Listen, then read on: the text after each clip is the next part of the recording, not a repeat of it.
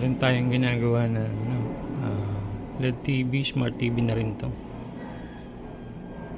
Putok yung bridge type diode. Ano kasi ito ay 110 na isaksak sa 220. 110 volts. Tapos yung capacitor niya lumubo rin. Palitan natin yung bridge diode. Tapos busted rin yung yung fuse niya.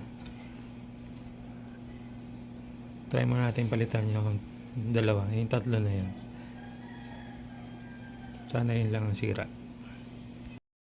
Ito, napalitan na natin ang capacitor. Fuse. Yung bridge diode, wala tayong makuha na kamukha, kaya nag-assemble na lang tayo ng bridge type diode. Mas matibay yung ganito. Ayan. Subukan natin. Ito na, set up na natin. Ayan. Subukan na natin. So, bali 110 siya, kaya gumamit tayo ng transformer. Power supply na 110. So, bali ito, nakasaksak na yung ating TV rito sa 110. Tapos yung transformer ay sa 220 volts natin, isasaksak. Natin kung magpa-power na siya. Ayan.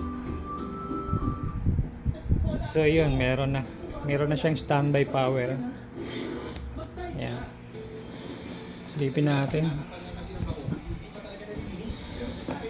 Ay, hindi pa pala nakakabit yung backlight natin. Tanggal pa. Kabit muna natin. Bunot.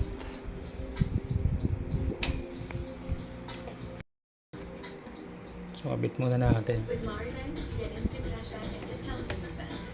Then, saksak ulit.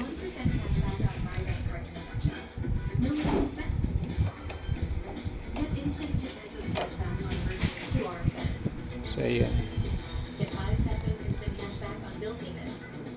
Ayan. Umilaw na.